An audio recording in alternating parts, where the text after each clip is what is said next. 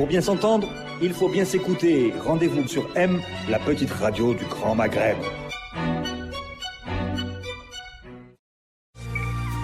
Avec Cevital, une dynamique de croissance.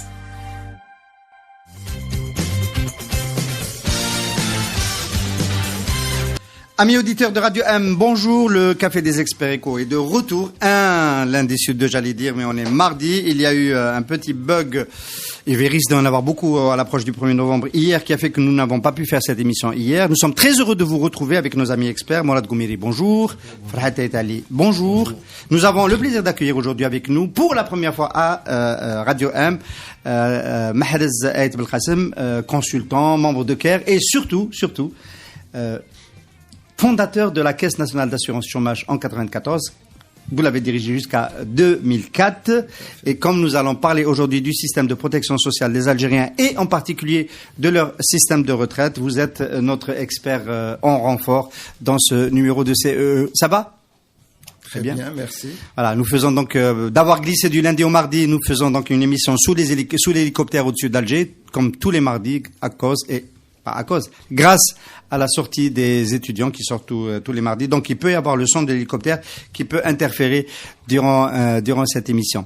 Alors, première question, messieurs. On a parlé d'une réforme en cours. Son artisan, monsieur Tidjani Haddam, ministre du Travail, des Affaires sociales, ancien directeur général de la CNAS, en est l'artisan principal. Il a laissé échapper des fuites qui ont fait des commentaires qui ont suscité des commentaires dans la presse. 3 grands leviers sur lesquels on devrait agir pour couper court à ce déficit astronomique de la CNR, 500 milliards de dinars par an depuis 2 ans. Donc agir sur 3 leviers. Un, du côté des recettes, prolonger l'âge légal de départ à la retraite de sorte à ce que les cotisants cotisent plus longtemps et ce que la CNR ait plus de recettes. Ensuite, deux leviers qui sont du côté, par contre, des dépenses de la CNR. Ne plus calculer la pension sur les 5 dernières années, sur le salaire moyen des 5 dernières années, mais sur les 10 dernières années, ce qui devrait faire baisser le niveau des salaires et donc baisser le niveau de la pension. Ce niveau de la pension actuelle, c'est 80% de cette moyenne des 5 dernières années. Et dans la réforme, dans ce qu'on a laissé échapper dans les médias, il semblerait qu'on descende en dessous des 80%. On a parlé de 60%. Ma première question, est-ce que ce type de réforme aussi agressif vous paraît réaliste? Est-ce que c'est sérieux, messieurs? Donc c'est déjà une question de viabilité d'un tel projet. Oui. La question est posée à moi. Oui. Très bien. Au préalable, il faut d'abord se dire qu'il n'y a jamais eu de réflexion sérieuse sur le système de sécurité sociale. On ne s'est jamais préoccupé. On a eu des réflexes de fonctionnaires. On n'a jamais eu de réflexes d'actuaires. On ne sait pas ce que l'économie algérienne peut dégager pour assurer un niveau minimal de générosité, on va dire. On le sait pas. Quand il y a eu des problèmes, on a fait appel à la finance publique, on a fait appel à toute une série de mécanismes, mais on ne s'est jamais préoccupé de réforme du système de sécurité. Est-ce qu'on mérite le degré de couverture? Est-ce qu'on le mérite? Est-ce qu'on a les moyens de pouvoir l'assurer? On va revenir à cette question. On se la pose maintenant, mais on va essayer d'y répondre à la fin, parce qu'on va rentrer dans le sujet par le déficit, déjà. Vous savez, la réflexion sur la sécurité sociale et la sécurité, le système tel que nous le connaissons, tel qu'il ressemble le plus près à celui que nous pratiquons, il est très riche intellectuellement. Il y a beaucoup de réflexions. J'ai jamais vu. Disons que si on s'intéresse à la question, il y a de quoi faire. Mais sachez qu'il y a quasiment pas de doctrine algérienne sur la question. Moi, j'ai été longtemps membre de l'association internationale de sécurité sociale. Nous étions, en ma qualité d'ancien DG de la Caisse, et tous les DG, actuellement tous les DG des caisses de sécurité sociale sont membres de l'AISS, l'Association internationale de sécurité sociale. On va dire c'est le bras armé de l'OIT pour ce qui concerne la sécurité sociale. C'est extrêmement riche. Cherchez-moi un seul article sur la situation algérienne. Il n'y en a pas un seul. Il n'y a pas de réflexion. Les gens y vont régulièrement. La situation internationale chaque année, mais il n'y a aucune réflexion. Okay. Donc, ceci pour dire, même ce que vous appelez les experts, ils ne sont pas outillés pour proposer quelque chose de solide. Donc en fait, on est en train d'entrer dans la réforme par le bout de la lorgnette juste financier, sans avoir l'arrière-plan de réflexion. On a eu la discussion sur la loi sur les hydrocarbures, c'est un peu la même chose. On réfléchit pas à énergie. Ils me dispensent quand même de faire une dissertation justement sur la connexion entre le système de couverture sociale, sécurité sociale en général et de retraite en particulier et l'état de l'économie, l'état global de l'économie. C'est connecté, donc on ne peut pas aspirer à une couverture pérenne à un certain niveau tel que celui qui fait l'aspiration des Algériens avec le système économique actuel et sa productivité, que ce soit en numéraire ou en valeur ajoutée réelle. 500 milliards de dinars de déficit de la CNR, ça équivaut globalement, parce que c'est à peu près 18% de la masse salariale globale qui est versée à la CNR, du salaire brut cotisable. Donc ça équivaut à peu près à 1200 milliards de cotisations CNAS globales, sur la base de 35%. 1200 milliards, c'est l'équivalent de 3500 milliards de dinars de salaire à verser, à créer, moyennant des emplois. Et comme des emplois effectifs, et comme les masses salariales en dehors de la fonction publique qui ont une autre attente, une autre productivité, les masses salariales économiques doivent être payées sur les valeurs ajoutées et non pas sur les consommations d'entreprise. Donc il faudrait avoir quand même des valeurs ajoutées qui soient supérieures à ça. Donc l'évolution du PIB devrait être justement supérieure à ces 3500 milliards. C'est là que se pose le problème.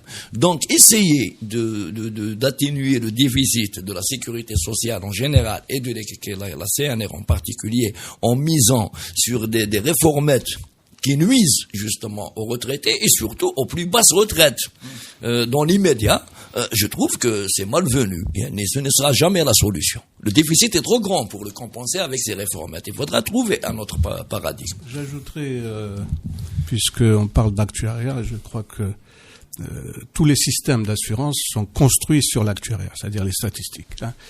On peut être encore un peu plus précis. L'actuariat, c'est un calcul dans le temps, d'une valeur prospective dans le temps, d'une valeur de maintenant comment elle évolue dans le temps. J'avais formé des actuaires, donc j'ai pris des gens qui avaient des licences de maths pour justement étoffer les compagnies d'assurance, etc. C'est extrêmement important. Il n'y en avait pas, et il n'y en a toujours pas sur place comme formation.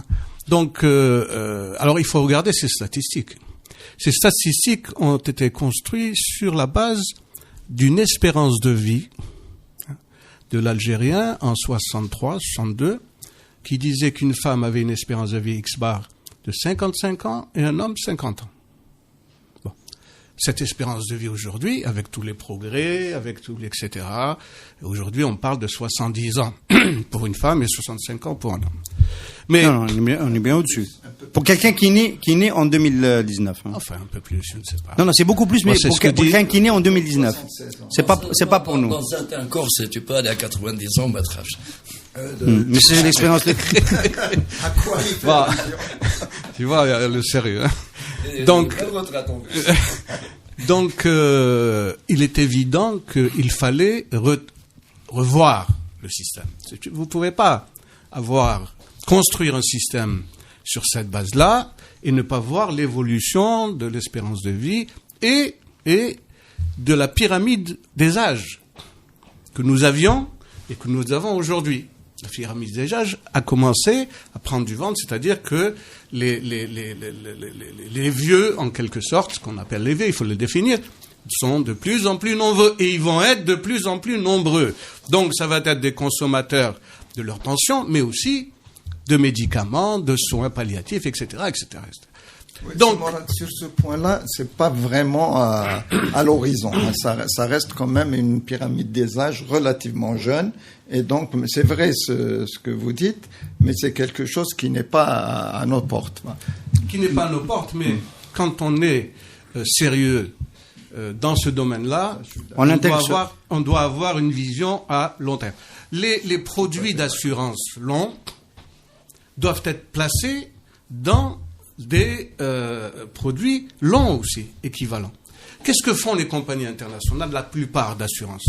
elles vont vers la pierre, c'est-à-dire l'investissement vers la pierre. Parce que c'est un produit lent. Ils ont des produits lents. Quand vous commencez à 20 ans, commencez à cotiser, vous touchez votre retraite à 45 ans, 60 ans. Bon, c'est un produit. Cet argent va rester longtemps dans l'escarcelle de vos caisses. Donc, qu'est-ce que fait un bon gestionnaire? Il va placer cet argent pour que ça lui rapporte dans la pierre, c'est-à-dire en construisant des immeubles, en les vendant, etc., etc. Donc là, on rentre dans la gestion même de la caisse. Au-delà du fait que, tu as employé tout à l'heure un terme que je n'aime pas beaucoup, la générosité. Mais c'est un terme technique. Hein. Oui, bon, technique, la générosité en économie n'existe pas.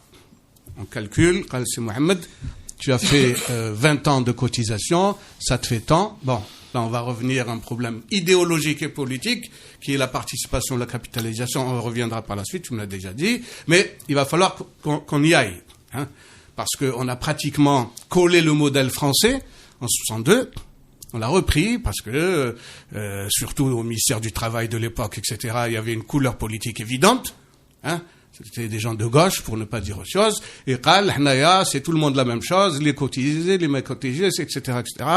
Médecine gratuite, là aussi, sécurité sociale, etc., etc. Les gens ont été généreux, mais quand on est généreux avec son argent. On ne peut pas être généreux avec l'argent des autres. Hein.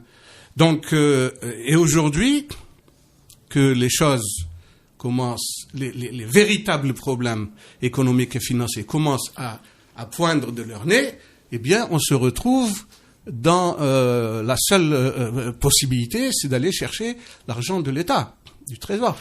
Cet argent de l'État, elle n'est que à court terme.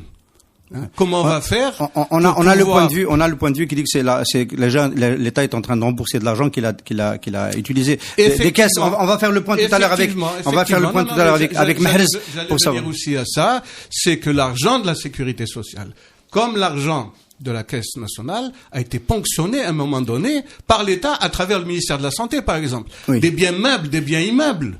Il y a un ministère qui a été pris à la CNAS. Je me souviens qu'on a payé les pensions des Moudjahidines en 96 sur les fonds de la CNR. Sur les fonds de la CNR. Alors, juste avant d'aller plus loin dans cette émission, je voulais juste en finir avec une idée.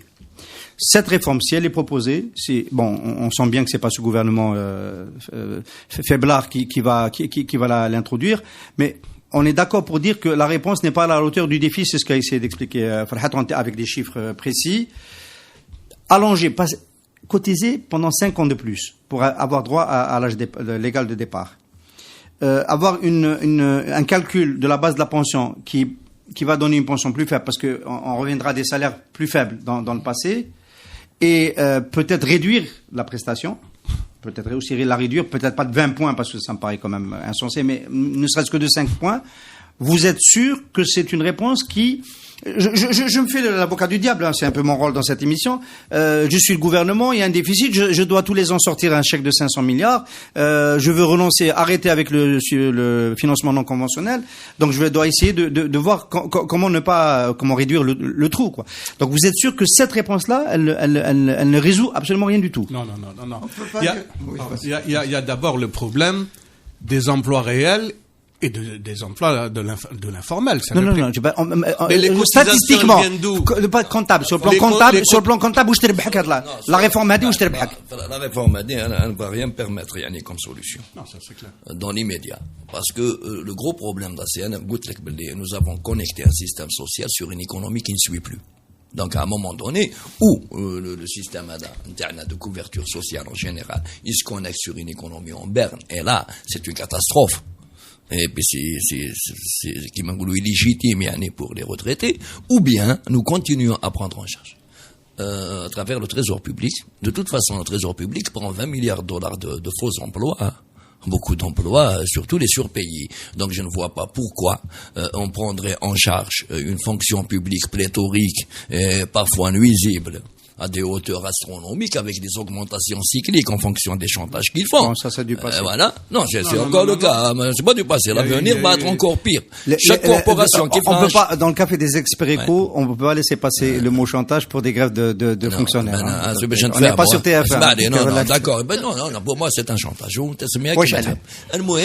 Les retraités, pour moi, ils n'ont pas les moyens de pression. Ils n'ont pas les moyens de chantage. Donc, c'est eux le maillon faible. C'est le gouvernement qui a foutu la catastrophe dans sa gestion des caisses, dans sa gestion même de la logique d'assurance en Algérie. C'est à lui d'assumer. Et je préfère que le Trésor oriente jusqu'à ce qu'on trouve une solution pérenne qui tient la route. Oui, Mahrez.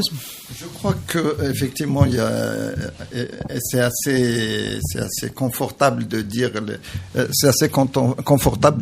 que l'augmentation des emplois de fonctionnaires, mais en fait, c'est l'augmentation qui permet de financer. Le gros des ressources vient de la fonction, parce que le reste, comme le disait tout à l'heure Morad, c'est l'importance de l'informel fait que, ou de la 2500 milliards qui échappent. Donc c'est clair, donc c'est vraiment c'est le chien qui se mord la queue, quoi. Je voulais avoir quand même ton témoignage sur les ponctions du Trésor public, sur les cotisations de la CNAS. Est-ce que c'est si important que ça? J'entends par exemple Nordine Boudelba qui dit que pendant longtemps on a financé des opérations publiques, des opérations du Trésor public avec l'argent des cotisants, y compris de la création d'emplois chez le privé. Je ne suis pas sûr. Alors la création d'emplois, ça c'est autre chose. Ça c'est le financement je pense qu'il pense à la CNAC en particulier. Oui. C'est-à-dire et là, c'était la CNAC. Là, il a entièrement raison parce que ce qui s'est passé à la CNAC est un véritable détournement de vocation. La CNAC est un mécanisme, un amortisseur social qui aide les employeurs à utiliser la variable sociale. C'est-à-dire, j'ai un carnet comment on appelle ça? Un carnet de commandes qui baisse. Les travailleurs sont bien, mais je peux pas le regarder. Et actuellement, c'est ce qu'ils vivent, les gens. Au chômage. Les gens, donc, le chômage, j'ai mis en place un mécanisme collectif d'amortissement. Et donc, là, maintenant, ça n'existe plus. On n'a plus d'assurance chômage. On a un système bis, l'ANSEF, si vous voulez, l'agence de l'emploi des vieux, mais ça n'est plus la CNAC. Il y a plus, l'assurance chômage n'existe quasiment plus. Il y a peut-être c'est-à-dire quelqu'un qui a cotisé pendant 20 ans avec la CNAS, quand il est entre deux emplois, il est au chômage. Je prends Condor. Condor a mis au chômage 2000 techniques, 2000 travailleurs. Ils sont pas couverts par la CNAC. C'est pas compliqué. La CNAC a été créée pour faire face, pour justement faire pendant au programme d'ajustement structurel. En plein milieu des années 90. Après, quand ça s'est terminé. Le filet social. Quand ça s'est terminé, la CNAC a changé de vocation. À mon corps défendant. Comme s'il n'y allait plus avoir de chômage. Comme s'il y avait plus, d'ailleurs, des gens m'attaquaient dans la presse en me disant, oui, tu soutiens un truc. Enfin, pourtant, toi, tu parlais tout à l'heure d'une certaine perception idéologique. Mais là, la seule chose j'étais à l'aise. Jamais personne n'a dit que la CNAC est un système de gauche ou etc. Et qu'est-ce qui s'est passé? Par contre, la CNAC avait énormément d'argent. Moi, je me souviens d'une époque où c'était dur pour moi parce que j'étais très gros dans un univers de maigres.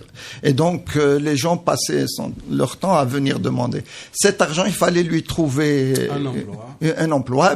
On a modifié la CNAC. On a changé un article. On a rajouté l'âge pour pouvoir accéder. Après 35 ans, vous pouviez aller à la CNAC et bénéficier des avantages. Mais ça on a appauvri le système de sécurité sociale de ce pays en neutralisant le système de l'assurance chômage. Je pouvais pas en parler à l'époque parce que j'étais...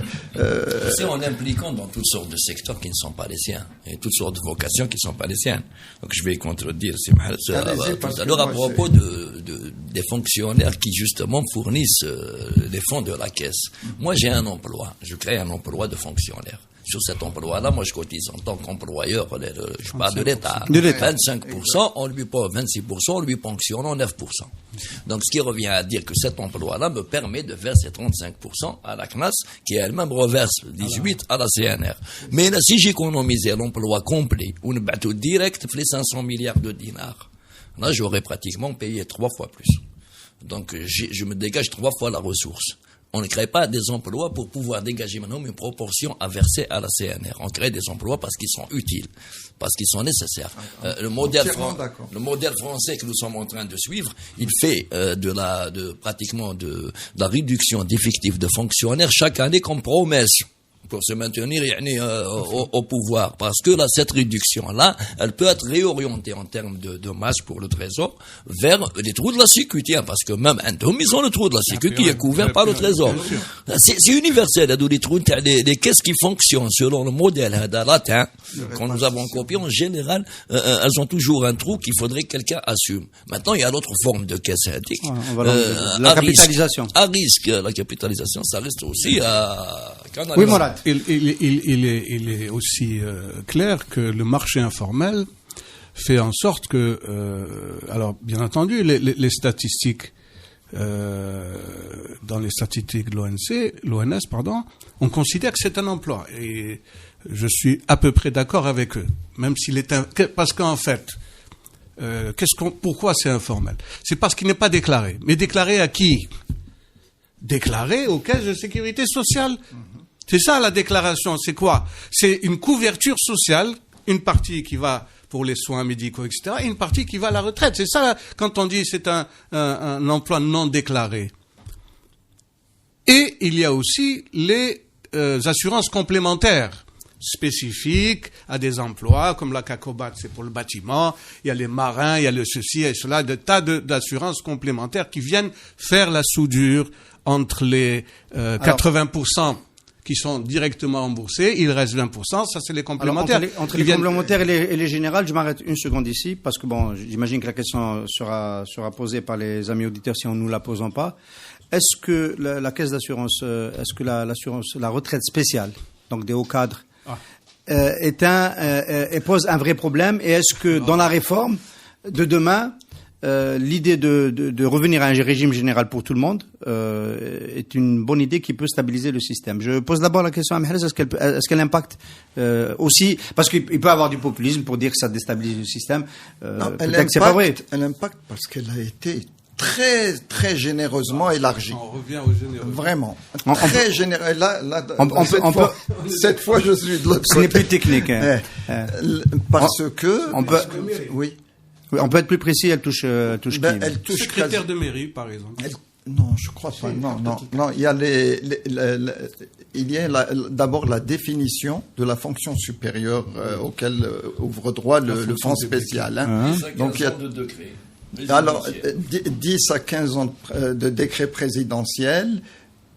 Faire partie d'une liste donc de fonctions définies, donc qui permettent effectivement de prétendre à la plénitude. C'est vrai que c'est très généreux là. Qu'est-ce qu'elle donne de plus que le régime général? D'abord, on touche. Il y a plus de calcul des 5 ans ou des 10 ans dans toutes les références. C'est le plus. C'est le dernier salaire. C'est le dernier salaire le plus élevé. Mieux que ça. Si pendant ta carrière, tu as touché, tu as été directeur ou directeur général d'une grosse boîte, et que, alors moi personnellement, mais pour des raisons personnelles, c'est vraiment le contre-exemple. Mais ça, c'est pour le... Non, mais on va pas te jalouser pour ta retraite, Mahrez, il n'y a aucun problème. Non, je te rassure, il n'y a aucune chance que tu me jalouses, parce que il est des gens qui sont bien installés du côté de Elle est intervenue quand, la caisse? Qui ont fait pour moi ce qu'il fallait, quoi. La caisse de retraite spéciale, elle est née quand? Voilà. D'accord. Donc, tu touches, si tu as eu un salaire assez élevé, c'est celui-là le référent, c'est pas ton dernier salaire. D'accord. Donc, c'est assez généreux. En plus, si tu as remplacé, moi par exemple, je devrais, mais je sais pas le cas, je devrais toucher le salaire de l'actuel directeur général de la CNAC, ce qui n'est pas le cas, je dis bien. s'il est augmenté, je suis augmenté automatiquement. C'est prévu C'est prévu dans le texte. D'accord. Non, c'est assez généreux. Ceci dit, ne regardons pas ça avec démagogie. Il faut savoir que les hauts fonctionnaires sont des gens qui, sans légitimité politique, sont à des postes extrêmement importants, qui peuvent prendre des décisions, etc. Et donc, qui sont plus éligibles peut-être à pouvoir augmenter leur salaire de manière un peu illégale, parce que c'est très simple, parce qu'ils peuvent faciliter. Ça, c'est la réalité dans tous les pays du monde, les hautes fonctions publiques. C'est une protection. En principe. Une protection 30 ans après la fin de fonction. Oui. C'est une corruption politique à grande échelle. C'est le cas de figure qui se pose. Il y a des députés qui touchent Moi, j'ai jamais considéré que donner un salaire à vie, un bon salaire à vie à un député d'il y a qui sont nés bien avant que je naisse et qui continuent à toucher alors que rien. Ça fait combien? Ça fait en ratio rapporté au PIB, ça fait du 0,05 ça. Ah bon? Personne n'a été capable de nous donner le montant exact. Moi, je leur suggère une chose, le FSR. D'ailleurs, on appelle ça fonds spécial de retraite. Ce n'est pas une caisse. Un fonds, c'est une chose. Ce fonds-là est censé être alimenté par le Trésor. Normalement, on le déconnecte de la CNR. Justement, non, mais justement, il joue sur les ambivalences. Il dit que nous avons soutenu la CNR dans les 500 milliards. On reste à savoir ce qu'il n'y a pas le FSR.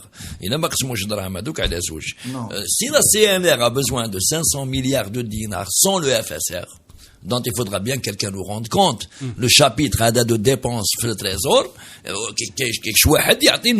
combien il représente chaque année. Et ça doit être effarant. Contrairement à ce qu'on pourrait penser. Hein. C'est budgétisé. Non, mais c'est budgétisé. De quel droit? C'est Mohamed Alash Non, de quel droit?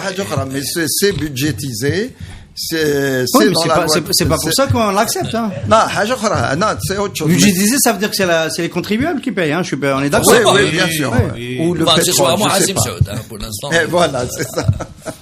Donc, effectivement, on sentira, quand c'est budgétisé, on sent que ça sort de la poche du contribuable, peut-être que le réflexe serait différent. Mais, c'est Hassim Saoud. Surtout que quand tu es éligible au FSR,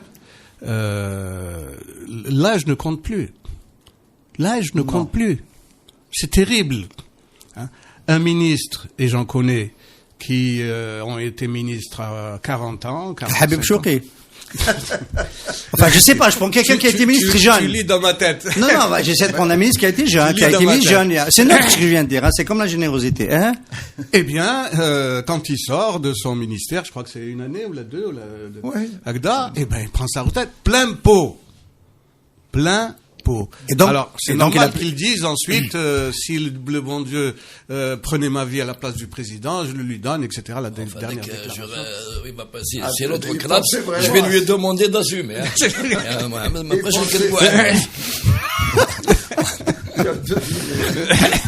Bon,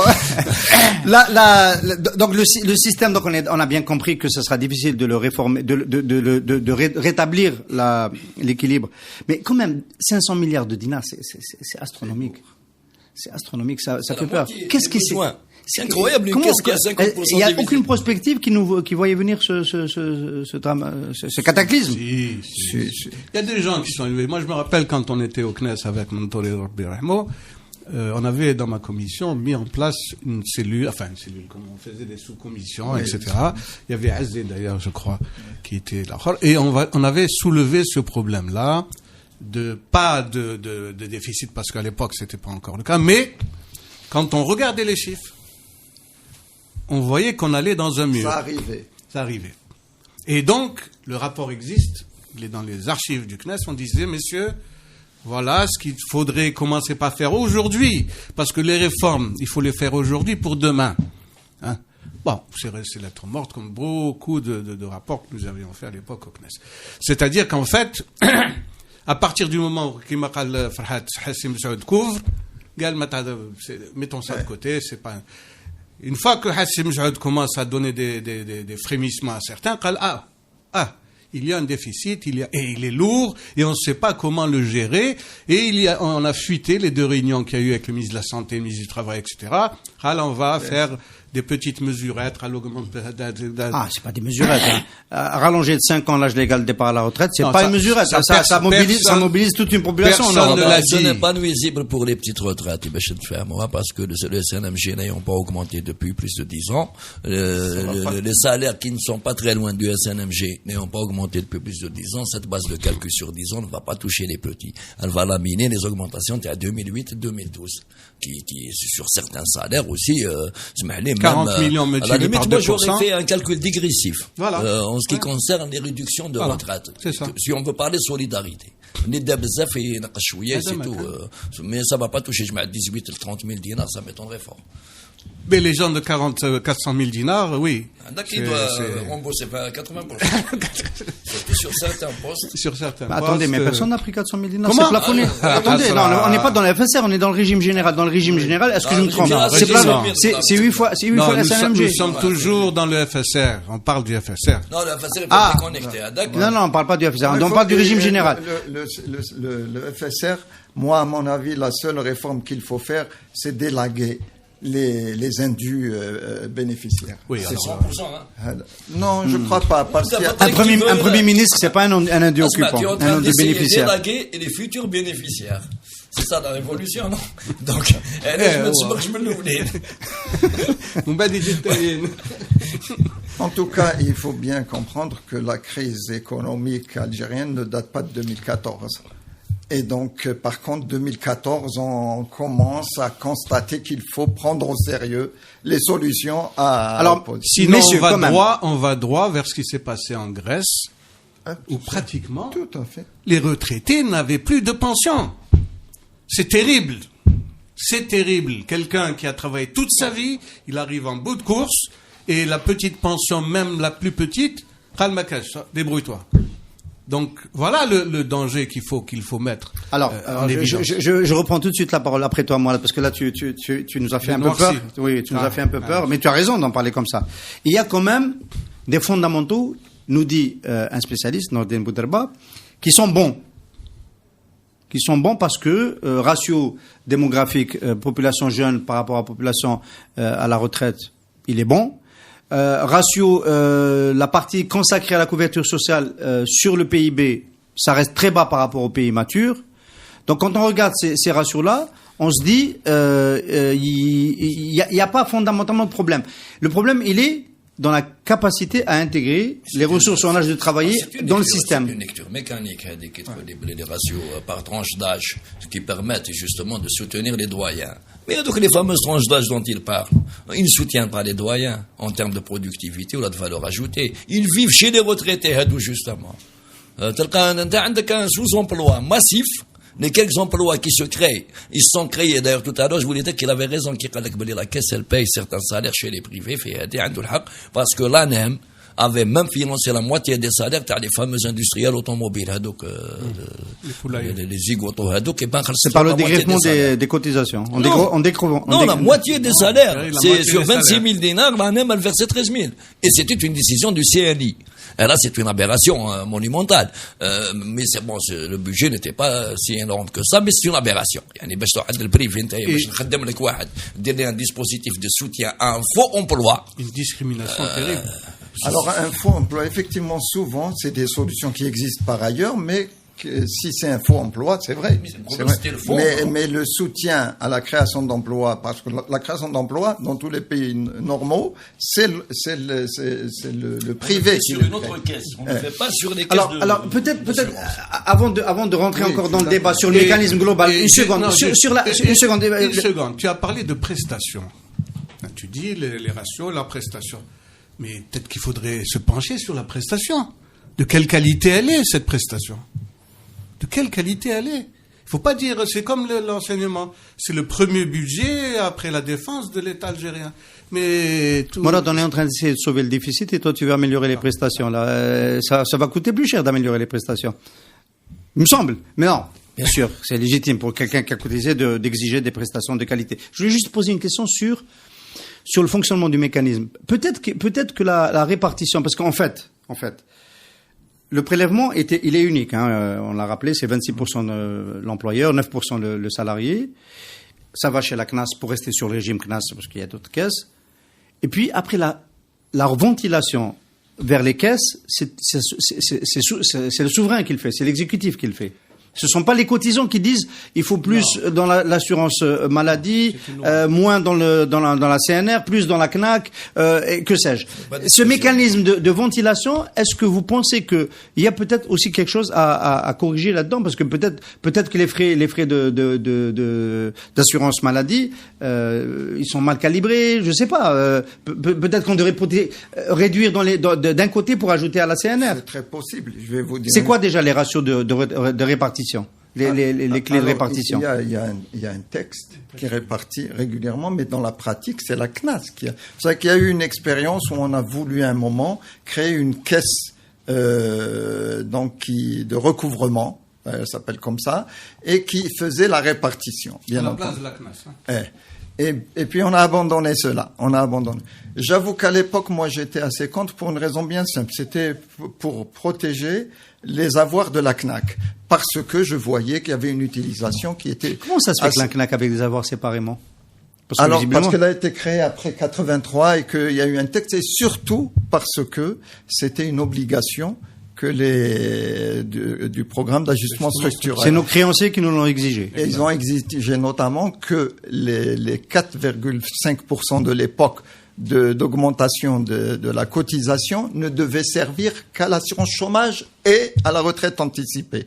Comme je vous le dis, qui a distingué de la retraite sans condition d'âge. La retraite anticipée est un système de protection sociale. C'est-à-dire, si vous perdez votre emploi, vous êtes pris en charge pendant une période. Donc, l'époque du programme d'assistance, absolument, strictement interdit d'utiliser les 4,5% à autre chose qu'à l'assurance chômage et à la retraite anticipée. D'où tu t'es retrouvé riche dans un monde de maigres. Je me suis retrouvé, pas seulement pour ça, c'est aussi les contre-performances et la réaction de l'UGTA qui refusait qu'il y ait des compressions d'effectifs. Bon, moi, je recevais les cotisations et je ne décaissais rien du tout, puisqu'il y avait Il n'y avait pas de chômeurs. Il y avait Moins. Il y avait pas grand-chose au départ à la création. Ensuite, il y a eu une grosse masse, mais des décisions. Il y a eu un accord entre l'état-major de l'UGTA et le gouvernement de l'époque pour lâcher, on va dire, les jambes. Ceci dit, c'était une aberration économique. C'était tout sauf une entreprise, quoi. Donc, et par voie de conséquence, on s'est retrouvé. Deuxièmement, il y a eu un autre mécanisme qu'il faut absolument supprimer, qui s'appelle la contribution d'ouverture de droit. C'est-à-dire que si tu veux bénéficier de l'assurance chômage, il faut que tu ailles payer une somme qui fait. C'est pas automatique, hein. Ah non, c'est pas automatique, et c'est pas un droit des travailleurs. C'est le résultat d'un plan social. C'est-à-dire que je vais prendre un exemple comparatif. En France, il y a un problème, on est obligé de compresser. On n'est pas obligé d'aller en France pour ce type d'exemple, hein, en ce moment. Non, mais je vais te dire comment ça se passe ici. On compresse, mais en dehors de toute loi. Voilà, c'est tout. Donc, on écrit au travailleur, on lui dit, voilà, je t'informe qu'à partir de demain, et tu vas t'inscrire aux ACDIC. Et lui, s'il considère, il a un seul, comment on appelle ça, recours devant le juge pour dire que la raison pour licencier, il y a une formule, elle est bonne, quoi, ou pas bonne, c'est le juge qui décide, qui tranche. Il y a une jurisprudence, ça évolue en fonction, il faut qu'il y ait une raison, un motif valable et sérieux. Voilà, c'est ça les termes. Motif valable et sérieux. Et puis, il y a toute une jurisprudence dans la Cour de cassation française, il y a toute une jurisprudence sur ce qu'est un motif. Si c'est pas déclaré motif sérieux, alors à ce moment-là, ça devient un licenciement abusif et vous tombez sur le droit commun. Chez nous, c'est pas compliqué. Il faut qu'il y ait un accord entre l'UGTA, le syndicat, pas nécessairement l'UGTA, oui. Voilà. Oui, oui. On est en 2019, Mahrez. Je te signale que les syndicats qui ne sont pas à l'UGTA, ils sont dans la fonction publique. et la fonction publique, par définition, n'est pas concernée. Pérennité de l'emploi. Donc, c'est assez complexe. Ça dépend. Chez Air Algérie, c'est un syndicat. C'est pas la fonction publique. Oui, non, je parle. C'est pas la fonction publique. C'est un syndicat qui paye GTA. Si, ils sont deux. Tu as le SPLA et tu as le GTA. Voilà. Donc, tu te retrouves dans une situation où les mécanismes qui existent sont brillants. Moi, j'ai très souvent dans les colloques internationaux, j'ai brillé en disant oui, nous sommes le seul pays sous-développé à n'avoir pas de caisse d'assurance chômage, alors que c'est après le programme d'ajustement structurel, c'est bidon. C'est une danseuse, comme disent les économistes. Voilà. Qui ne sert à rien. On peut la supprimer demain. Personne ne s'en rendra compte, à part, je sais qu'ils vont me vouloir les anciens. Et Dieu sait si c'est maintenant dont on en a le plus besoin. À part les banques qui l'ont suivi dans l'opération d'emploi. C'était en 2011, les banques dans la création d'entreprises. Parce que la CNAC a participé avec l'ancêtre au gigantesque trou chez les banques. En 2011. À partir de 2011. Ouf, c'est après que je sois. C'était 10 millions de dinars par tête. Alors, si on est en train de dire, malheureusement, c'est un peu quand même ce qu'on a un peu dit tout au long de cette émission, que notre système de protection n'est plus connecté à la performance de notre économie, laquelle était beaucoup connectée à la performance de la rente. Ça veut dire qu'il faut l'ajuster, et l'ajustement risque d'être douloureux. Et à ce moment-là, les pistes, évidemment, il va falloir maintenir le système pendant un certain temps. C'est le Trésor qui doit s'y atteler. Ça nous interdit pas d'essayer de réformer le système. Mourad, tu as tendance à plaider pour une réflexion qui introduise une part de capitalisation dans le système de couverture. C'est-à-dire que capitalisation, ça veut dire qu'une partie des cotisants vont aller cotiser pour eux-mêmes et pour retrouver la même prestation, enfin le capital de couverture à la fin. On n'est plus dans le système de solidarité générationnelle. Non, je dis pas qu'il faut toucher au système de solidarité. Je dis qu'il faut donner le choix à chaque travailleur de choisir l'une ou l'autre des formules, les deux, ou des formules mixtes. Si je veux épargner de mon vivant, tant que je suis jeune et fort, etc., pour qu'à la suite, quand je sorte à la retraite, j'ai une pension beaucoup plus importante, pourquoi je suis obligé de suivre tout le monde aligné sur la même situation? D'ailleurs, le produit existe. Nous l'avons créé au niveau des assurances. Mais c'est une complémentaire. Mais pourquoi les gens n'y adhèrent pas? Parce que la cotisation est importante. Non, c'est pas la cotisation qui est importante. C'est que le système lui-même est plus concurrent que celui de la capitalisation. C'est ça le problème. La deuxième chose qu'on semble aussi... Il y a une autre réserve aussi. Les assureurs le disent, et ça sert à rien. Eux-mêmes ne lèvent pas de contribution, de cotisation. C'est le système d'assurance vie. Parce qu'ils n'ont pas de produits de placement long. Mais nous n'avons pas... Il n'y a pas de marché. Voilà. Donc ça sert à rien de lever. Non,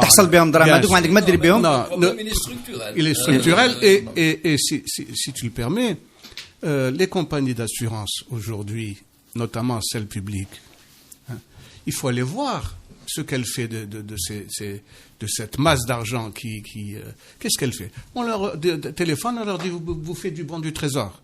Alors qu'elles auraient pu, par exemple, comme font les grandes compagnies, aller dans l'immobilier. Ça rapporte beaucoup plus. Et c'est un produit long. Quelle société d'assurance? Assurance vie. Non, pas de ça, carré. Les assurances économiques. Les assurances économiques. Elles ne peuvent pas placer leur argent, elles ne peuvent pas placer leur argent comme elles veulent. Déjà, 50% de leurs avoirs sont placés obligatoirement en réserve obligatoire. Avec des taux de rendement. Non, mais ça c'est logique. Aujourd'hui, si on devait exiger l'intégralité des remboursements qu'elle devrait effectuer à ces caisses, toutes caisses confondues, publiques et privées, c'est $2 milliards et plus.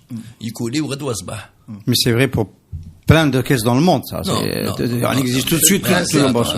Mais là, c'est tout le système qui est vicié. Parce que l'assurance vie, d'ailleurs, voilà, les trucs de retraite, voilà, ça ne représente pratiquement rien dans leur chiffre d'affaires. Pourquoi? On a le droit du chiffre d'affaires. Pourquoi? L'automobile. Et pourquoi? L'assurance du gendarme. Les sinistres L'assurance du automobiles. gendarme. Oui, mais l'assurance du gendarme, elle coûte extrêmement cher. En plus, oui. Contrairement à ce qu'on pourrait croire. Absolument. Elles sont toutes déficitaires. La responsabilité civile interne. Moi, si je prends une assurance à 2000 dinars, qui ne vaut rien, concrètement, elle ne me rapporte rien en cas de sinistre. Mais si jamais j'occasionne un sinistre à 4 véhicules ou à 3 lignes de luxe, évidemment, ma caisse, elle doit payer tout ce beau monde. Donc, les caisses d'assurance, même avec ces petites assurances minables, comme les sinistres, c'est l'un des taux les plus hauts de la planète. Comparé au parc véhicule existant. En rapport avec le parc internet, nous sommes pratiquement un véritable sinistre. Si on avait le même parc qu'en Espagne, on serait à 30 000 morts. Et donc, les caisses, elles doivent rembourser. Nous, les retards de remboursement, rien que sur ces sinistres-là, ça dépasse le $1 milliard. Automatiquement, c'est un cas d'école, c'est un cas d'espèce. Ce qu'on est en train de dire là, c'est qu'il ne faut pas attendre des assureurs privés qui viennent en renfort du système de retraite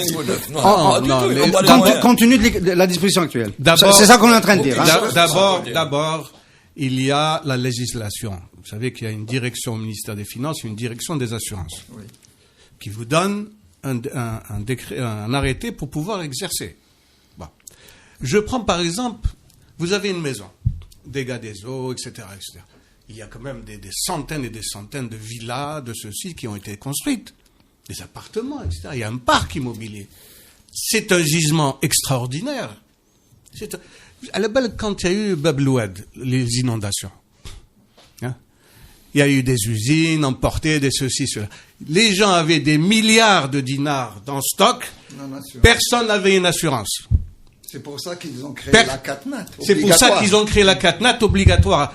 Chez le notaire, quand tu achètes, chez le notaire, tu payes. Catastrophe naturelle. Donc, la culture de l'assurance. C'est la bâtisse qui est une catastrophe. C'est pas du tout naturel, justement. Je suis même t'assurer. Messieurs, question, on a hérité du système français. Est-ce que les niveaux de prélèvement ne sont pas rédhibitoires? Est-ce que c'est pas à cause de ça? Est-ce que c'est pas à cause des 26% qu'un employeur doit prélever et donner à la CNAS? Sans compter les 9%, qu'il y a autant d'économies informelles. Voilà. Est-ce que la première des réformes, la plus courageuse, ce serait peut-être de diminuer la cotisation au départ, d'accepter d'avoir moins de revenus pour intégrer plus de cotisants? Est-ce que c'est pas ça? Oui, il y a une relation. C'est la même chose pour les déclarations. Si tu mets un impôt prohibitif sur les déclarations, par exemple de location, là, de vente ou là, de ceci, ben les gens vont frauder. L'impôt tue l'impôt. Donc, en diminuant, par exemple, cette charge, certainement, elle va avoir une répercussion. Est-ce que ça a été évoqué sur la déclaration des travailleurs? À l'époque des réformes, à l'époque où on cogitait qu'on n'avait pas assez d'argent dans les années 90, est-ce que ça a été évoqué? Ça me paraît difficile d'affirmer qu'il faut réduire le truc parce qu'on ne combat pas suffisamment l'informel. Voilà. Ça, donc, par voie de conséquence, il y a un manque à gagner énorme sur la question. Et en même temps, il y a des théories. Combattre, c'est déjà pas le bon mot, parce que combattre, oui, je suis d'accord. Rendre l'informel formel. Ah voilà, parce que le mot informel est tellement vaste. Il y a Shira, il y a la cocaïne, et il y a le vendeur de lacets. Et puis il y a de plus en plus des entreprises formelles qui ont une partie de leur business qui est dans l'informel. Oui, de plus en plus aujourd'hui. Les salaires aussi se discutent en déclaré et non déclaré. Dans le secteur de la presse que tu connais, la plupart des journalistes, dans certaines rédactions, ne sont pas déclarés. On les prend comme pigistes ou des trucs comme ça, des négociations qui m'appellent déclarées, non déclarées.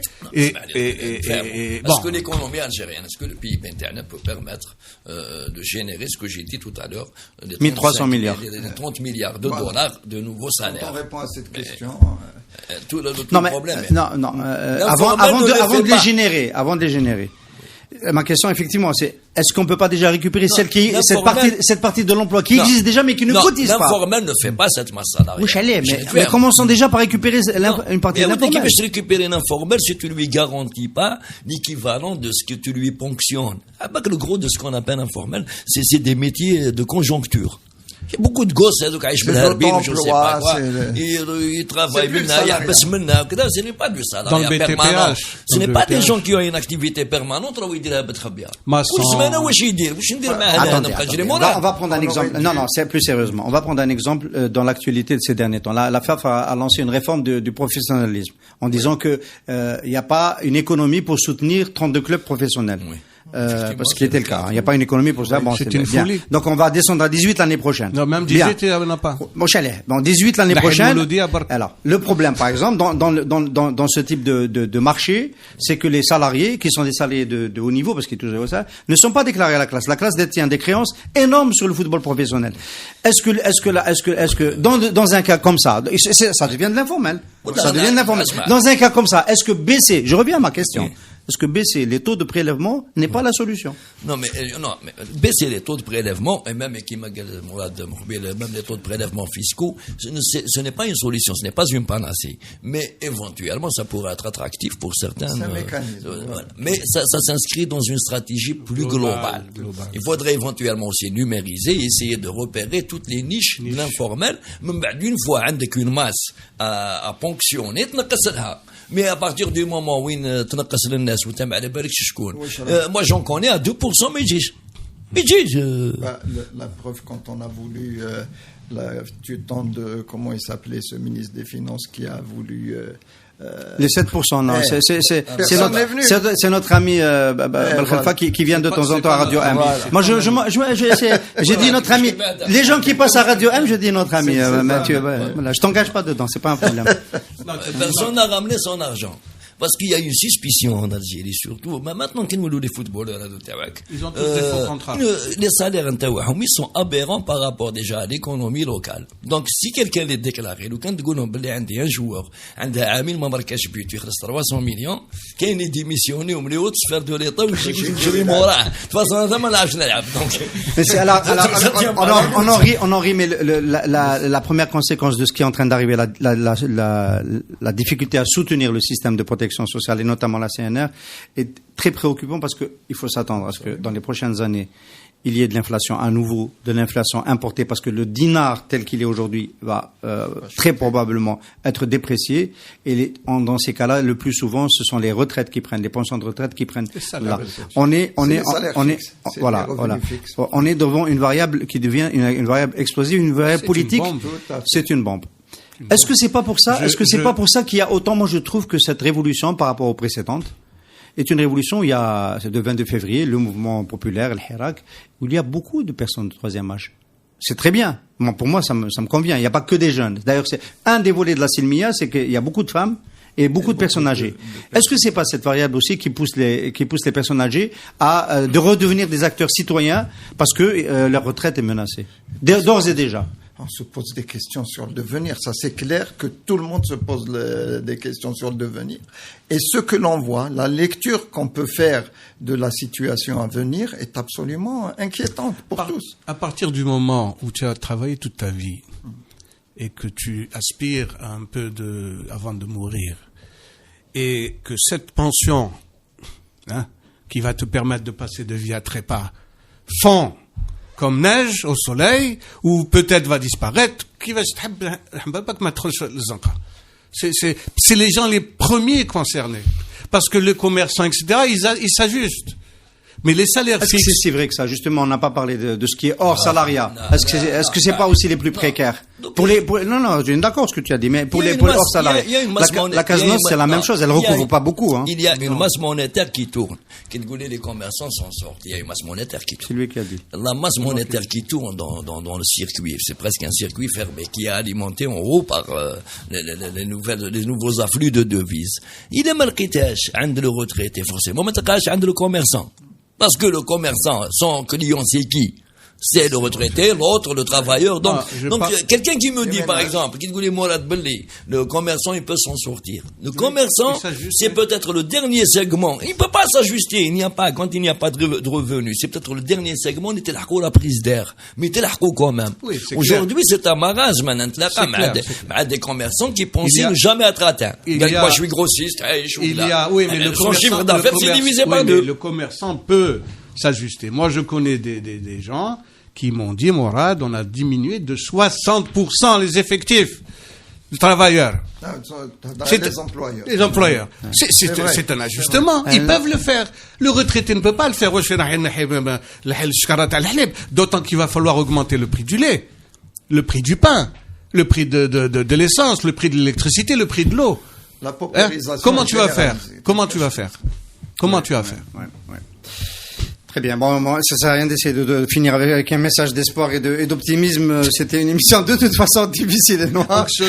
Merci beaucoup, nos amis experts. Merci de lundi, j'espère, cette fois-ci. Merci beaucoup d'avoir décortiqué cette actualité. Merci.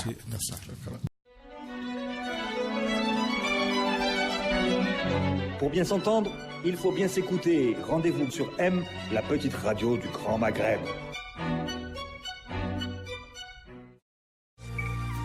Avec Cevital, une dynamique de croissance.